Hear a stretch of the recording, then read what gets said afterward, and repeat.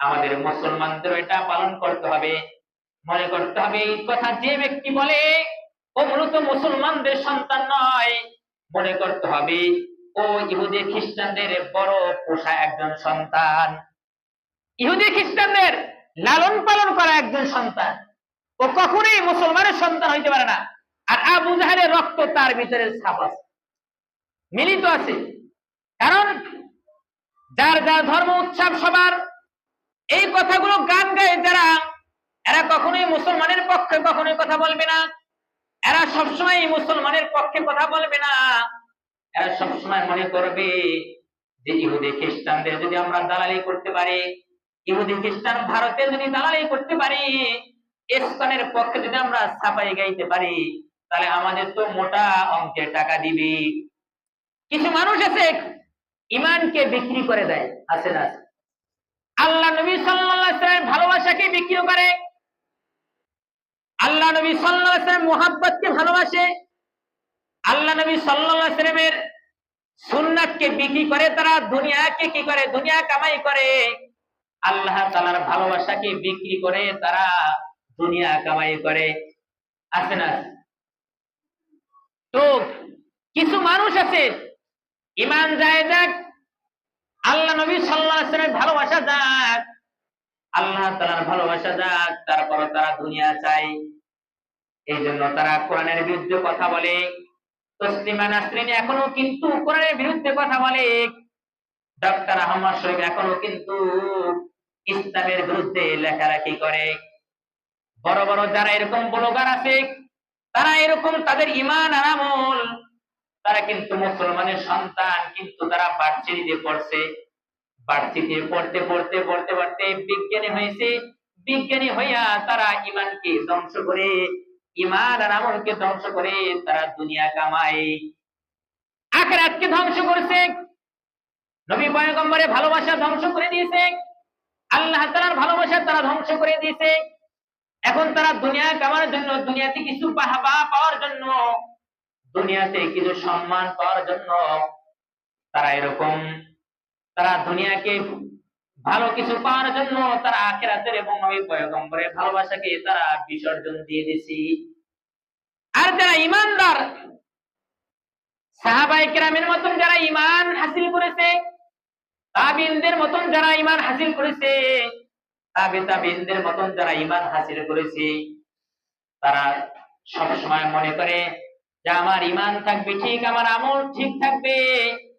কিন্তু একজন নাস্তিক মুরতাদ কোরআনের বিরুদ্ধে কথা বলবে, নবী পয়গম্বরের বিরুদ্ধে কথা বলবে, হাদিসের বিরুদ্ধে কথা বলবে, আখিরাতের বিষয় নিয়ে কথা বলবে, আমার দেহের ভিতরে, আমার শরীরের ভিতরে এক ফোঁটা রক্ত থাকবে, সেটা আমি সহ্য করব না। এরকম ঈমান হাসিল করতে হবে। আজকে এই উগ্রপন্থী ইসকনের দলেরা আজকে বাংলাদেশের 90% মুসলমান, 90% মুসলমান না? বাংলাদেশের মতন কোন রাষ্ট্রে এত মাদ্রাসা মসজিদ আছে, এত কোরআনের হাফেজ আছে, মাওলানা আছে, মুফতি আছে। সারা পৃথিবীর ভিতরে যতবার কোরআনের প্রতিযোগিতা দেওয়া হয়েছে, প্রত্যেকটা প্রতিযোগিতার ভিতরে আল্লাহ তাআলার দয়ার মেহেরবানি বাংলাদেশের সন্তানই 1 নাম্বার হয়ে আসছে। এই কিছুদিন আগেও এই আমাদের বাংলাদেশের সন্তান কোরআনের হাফেজ, সে পুরা 122টা রাষ্ট্রে ফেলে সে 1 নম্বর স্থান অধিকার করেছে। আল্লাহর কোরআনের মুজিজাত, নবী পয়গম্বরের মুজিজাত, নবী পয়গম্বরের হাদিসের মুজিজা। আর সেই বাংলাদেশে হিন্দু হোক না কেন, খ্রিস্টান হোক না কেন, যার যার ধর্ম তোমরা পালন করো, আমাদের কোনো আপত্তি নাই, যার যার ধর্ম নিয়ে থাকবা, আমাদের কোনো আপত্তি নাই। কিন্তু যখনই কোনো কোরআনের বিরুদ্ধে কথা বলবা, নবী পয়গম্বরের বিরুদ্ধে কথা বলবা, আল্লাহ তাআলার বিরুদ্ধে কথা বলবা, সাথে সাথে তোমাদেরকে ছাড় দেওয়া হবে না, বরঞ্চ তোমাদের মাথাকে আলাদা করে দেওয়া হবে, আলাদা করে দেওয়া হবে। এই উগ্রপন্থী ইসকনের দলেরা আজকে মুসলমানদেরকে হরণ করার জন্য, মুসলমানদের ঈমানকে নষ্ট করার জন্য, ইসলামকে অবমাননা করার জন্য আজকে তারা খেয়ে পড়ে, তারা আজকে মুসলমানদের উপরে উঠে পড়ে লাগছে।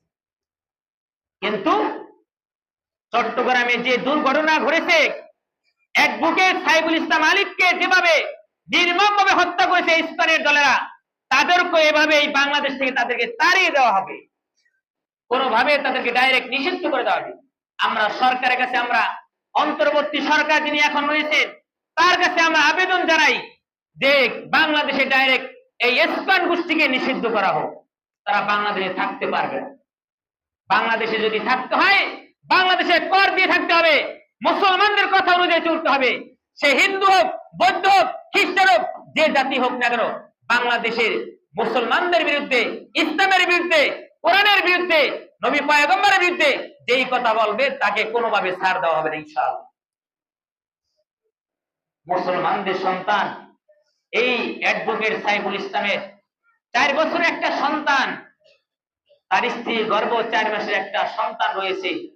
সেই অবস্থায় এই লোকটাকে তারা নির্মম ভাবে তাকে জবাই করে হত্যা করেছে।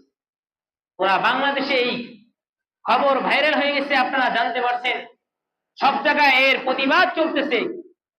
আমাদের বালুর মাঠে যারা মুসলমান রয়েছে তাদেরও প্রতিবাদ করা দরকার আছে না? আছে না? বসে থাকবেন আপনারা? মনে করবেন সাইফুল ইসলাম আমার ভাইকে হত্যা করেছে, মনে করবেন একদিনে ইসলামের দ্বারা আপনাকেও হত্যা করার জন্য তারা কি হবে? উদ্যত হবে। যেখানে 90% মুসলমান, সেখানে কিভাবে একটা ছোট্ট একটা 1% যাদের কোনো অস্তিত্ব নাই, তারা কিভাবে মুসলমানের গায়ে হাত দিতে পারে?